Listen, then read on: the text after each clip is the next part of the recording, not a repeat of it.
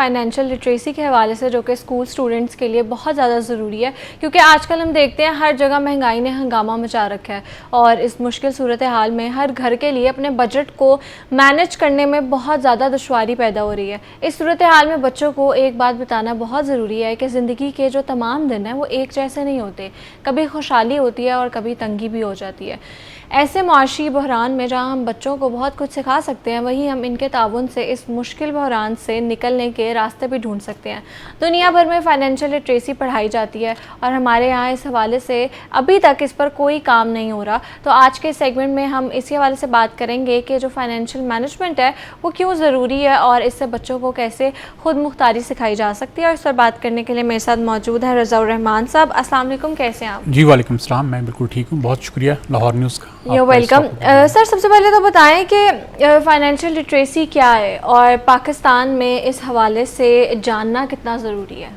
देखिए, financial literacy का मतलब तो फाइनेंशियल मैनेजमेंट, जो हमारे पास पैसे होते हैं उसकी जो उसकी स्पेंडिंग है उसको सही तरह से इस्तेमाल करना और सही मुसर्रफ करना, इसी को फाइनेंशियल लिटरेसी कहा जाता है या इसको मैनेजमेंट कहा जाता है। और दुनिया में आजकल एक जो नई स्किल्स मुतारिफ़ करवाई जा रही हैं उसमें ये फाइनेंशियल लिटरेसी भी स्किल के तौर पे मुतारिफ़ कराई गई है।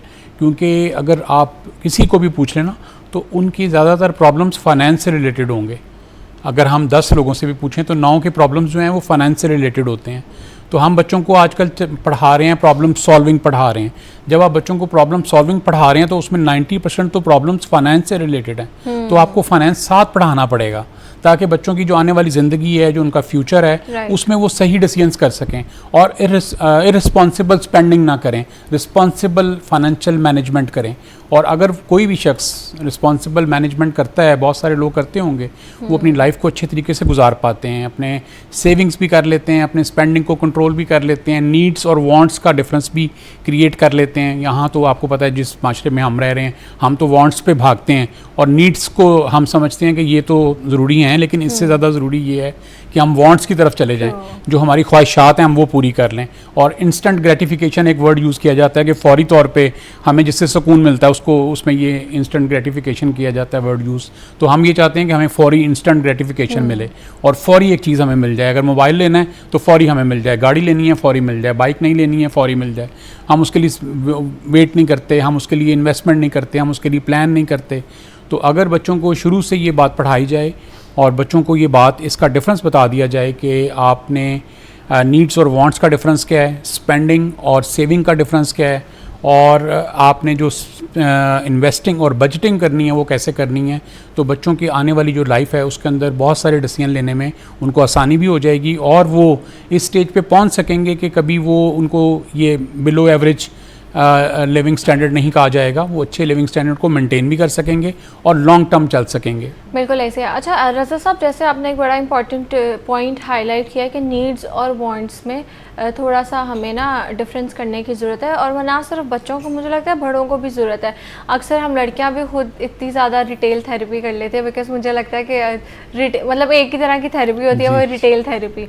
और जब आप बहुत सारी चीज़ें ख़रीद लेते हो तो you feel good, you feel happy.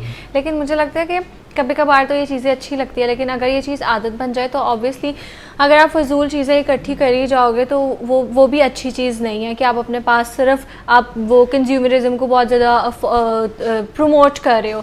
तो हम कैसे डिफ्रेंशिएट कर सकते हैं? क्योंकि अब I have started to ask myself, do you actually need this, और just because it is viral और Instagram you are going to buy it. तो ये कितना इंपॉर्टेंट है और हम अपने आप को कैसे इसके लिए तैयार कर सकते हैं कि ये चीज़ हमें चाहिए नहीं, बस हमें पसंद है, हमें ज़रूरत भी नहीं है इसकी? देखिए, जो मार्केटिंग कंपनीज़ हैं वो हमारी साइकोलॉजी पे काम करते हुए ये सारे टैक्स अप्लाई करते हैं जिसमें हमसे ओवर स्पेंडिंग कराई जाती है। हमें चीज़ें दिखाई जाती हैं और हम कन्विंस हो जाते हैं कि नहीं, ये आज नहीं लेकिन 1 महीने बाद मेरी ज़रूरत है, तो मैं चौके आया हुआ हूँ आज मार्केट में, तो वाई नॉट मैं आज ही बाय कर लूँ। तो ये जो एक आपको अट्रैक्शन दी जाती है ना, उससे हमारी ओवर स्पेंडिंग होती है, बजट्स डिस्टर्ब होते हैं। और यही चीज़ अगर हमें बच्चों को शुरू में सिखा दी जाए कि आपके लिए जो नेसेसरी है वो नीड्स हैं, यानी वो लाजमी चीज़ें हैं, जो नीड्स हैं वो तो आपने पहले पूरी करनी है, और उसके बाद जो आप चाहते हैं, वांट्स चाहते हैं, उसकी आपने कोई एक ख़ास वजह, एक रीज़निंग देनी है और फिर आप उसको ज़रूर बाय कर लें। वो वांट्स भी हमें चाहिए होती हैं, लाइफ का वो भी हिस्सा है, लेकिन जितनी तेज़ी से हम यहाँ पे वांट्स करते हैं यानी वांट्स की तरफ हमारा झुकाव है। फ़र्ज़ करें बच्चों की बात कर लें, बच्चे गेम्स में अपनी इन्वेस्टमेंट करते हैं, स्पेंडिंग करते हैं, बच्चे अपने जंक फूड में अपनी स्पेंडिंग करते हैं। तो अगर आप इस स्पेंडिंग को देखें तो वो तो फौरी तौर पे स्पेंडिंग कर देते हैं। अगर एक बच्चे को 3,000 रुपया या 5,000 रुपया पॉकेट मनी मिले और अगर वो बजटिंग नहीं करेगा तो वो उसके अंदर इतनी कैपेसिटी है कि वो एक ही दिन में 5,000 खर्च कर देगा। बिल्कुल ऐसे ही है। तो वालिदैन उनको इसीलिए 5,000 इकट्ठे नहीं देते हैं, रोज़ के 200 रुपये देते हैं या 300 रुपये देते हैं।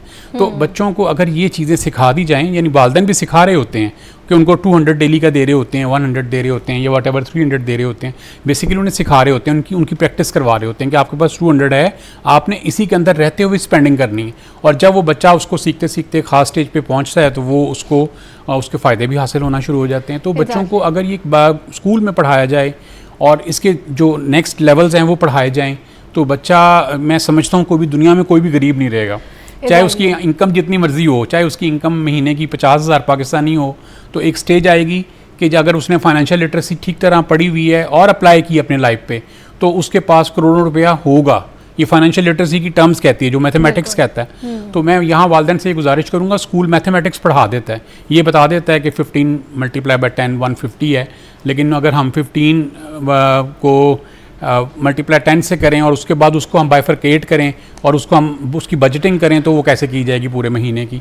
तो बच्चों को स्कूल में बजटिंग सिखाना, इन्वेस्टिंग सिखाना और ये फाइनेंशियल लिटरेसी दरअसल ना मैं समझता हूँ कि पहला वो रास्ता है जो बच्चों को इंडिपेंडेंट करता है। अगर आप इस पे थोड़ा गौर करें ना, और यही वो रास्ता है जब बच्चे के पास कुछ सेविंग होना शुरू हो जाती है तो फिर वो उसकी नेक्स्ट लेवल आता है कि वो हमने इस सेविंग को इन्वेस्ट कहाँ करना है। तो इसका मतलब ये है कि ये बच्चे को एंटरप्रेन्योरशिप की तरफ लेके जाता है, ऑटोमेटिकली लेके जाता है। और जब बच्चा एंटरप्रेन्योरशिप की तरफ जाता है डेफिनेटली वो सेल्स भी सीखता है, डेफिनेटली वो एंटरप्रेन्योरशिप में बिजनेस को भी सीखता है और वो वर्किंग भी करता है। तो यहीं से फिर किसी भी ख़ानदान की खुशहाली स्टार्ट होती है। बिल्कुल ऐसे ही। अच्छा रज़ा साहब, मैं ना इंस्टाग्राम पे वीडियोस देख रही थी और उसमें ना कुछ जैसे होता है ना, आप एक वीडियो देखो तो वही आती जाती हैं।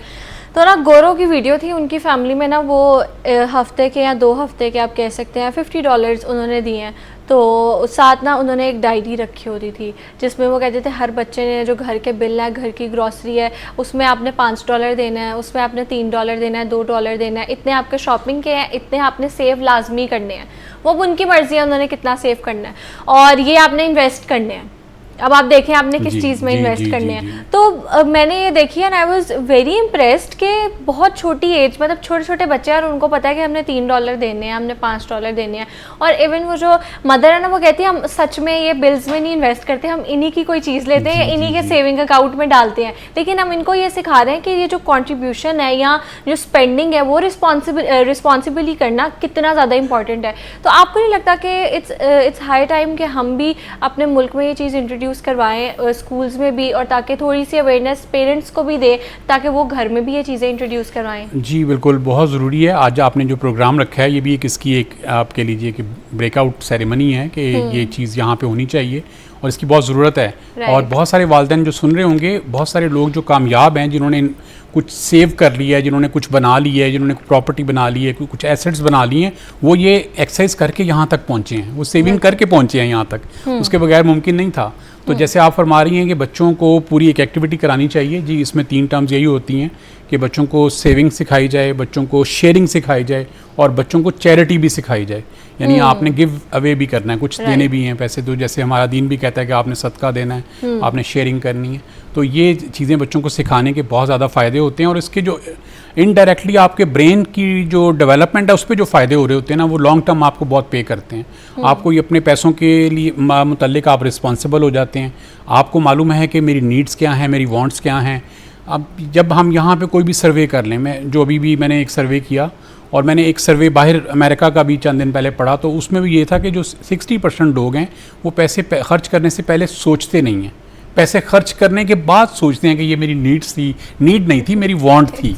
यानी 60% लोग आपको चाहिए भी नहीं होती। हाँ, चाहिए भी नहीं होती और बाद में आके कहीं ना कहीं वो गिरी पड़ी होती है और उसको कोई करते भी नहीं है। और एक बच्चा है, फ़र्ज़ कीजिए उसको कार्स की कलेक्शंस का शौक है, टॉय कार की, तो उसके पास 200 कार्स हैं, इतनी ज़्यादा उसने क्या करनी है। और एक फ़र्ज़ करें कोई और एक बेटी हैं, उसने डॉल्स अगर इकट्ठी की हुई हैं, वो इतनी सारी डॉल्स इकट्ठी कर ली हैं। तो अगर कोई गेम्स खेलता है, उसने बहुत सारी गेम्स खरीद ली हुई हैं। उसके बाद नेक्स्ट से नेक्स्ट वो जो अननेसेसरी चीज़ें हैं वो उसके ऊपर उनका फोकस है।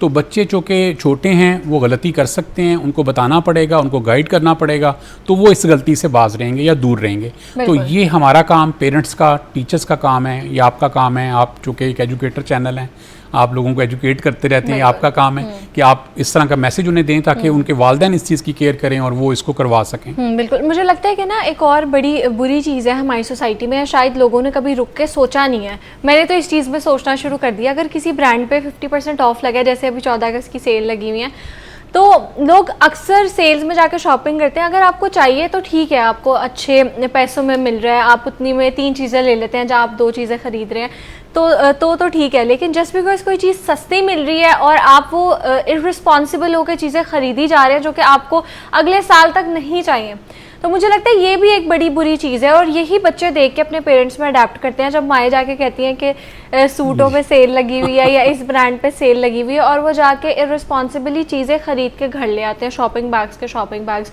ना उनके पास रखने की जगह होती है, ना उन्होंने वो यूज़ करना है।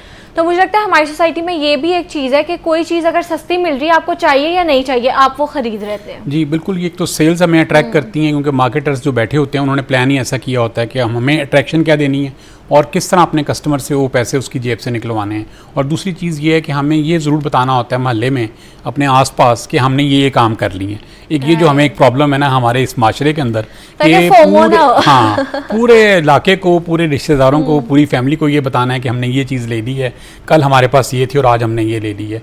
ये जो दौड़ में हम पड़े हुए हैं ना, जिसमें हमने शो ऑफ करना चाहते हैं अपने आप को, ये एक ऐसी चीज़ है जो मेरा ख्याल है वक्ती तौर पर तो आपको ग्रेटिफिकेशन दे देती है, लेकिन in future, in long term अगर देखा जाए तो ये आपके नुकसान का बायस बिल्कुल ऐसे। अच्छा रज़ा साहब, ये बताइए कि हम अपने स्कूल्स में किस तरह इंट्रोड्यूस करवा सकते हैं, क्योंकि मुझे लगता है कि ये चीज़ें ना आपको अपने स्कूल में इंट्रोड्यूस करवानी चाहिए, क्योंकि जो चीज़ें बच्चे बचपन में सीखते हैं ना, जो मैनर्स सीखते हैं, जो चीज़ें वो स्कूल में उनको सिखाई जाती है, वो चीज़ें उम्र भर उनके साथ रहती हैं। तो कॉलेज यूनिवर्सिटी में तो आप इसके कोर्सेज ज़रूर करवा सकते हैं, लेकिन मुझे लगता है स्कूल लेवल से, छोटी क्लासेस से ये चीज़ें सिखानी चाहिए। What do you think about it? नहीं, बिल्कुल आप ठीक कह रही हैं, ये स्कूल लेवल से ही सिखानी चाहिए। दुनिया भर में स्कूल लेवल पे सिखाई जा रही हैं। जैसे मैंने कुछ टाइम अभी कनाडा स्पेंड किया, तो वहाँ पे ये 4, 5, 6, 7 क्लासेस को पढ़ाई जाती हैं। और फिर मैंने खुद अपने स्कूल में, जो कि मैं भी टीचर हूँ, मैं भी पढ़ाता हूँ बच्चों को, तो मैंने अपने स्कूल में आज से 2 साल पहले ही इसको स्टार्ट किया था। और जब मैंने अपने स्कूल में और अपनी फैमिली पे भी ये स्टार्ट किया तो इसके बड़े ज़बरदस्त रिजल्ट्स मिले। और अब आके मैंने एक बुक लिखी है इसके ऊपर, smart financial management for kids. तो अब वो अगर वालिदैन की खिदमत में पेश करेंगे और वो वालिदैन उसको फॉलो कर लें, या स्कूल उसको फॉलो करें, या गवर्नमेंट उसको फॉलो करे, तो मेरा ख्याल है कि बच्चों की जो एक सेल्फ हेल्प की बुक कह लीजिए, या बच्चों की लाइफ स्किल्स की जो बुक है, उसके तौर पे उसको पेश करेंगे, अगर वो वालिदैन उसको करें एक्सेप्ट, तो बहुत ही ज़्यादा उनको फ़ायदे मिलेंगे।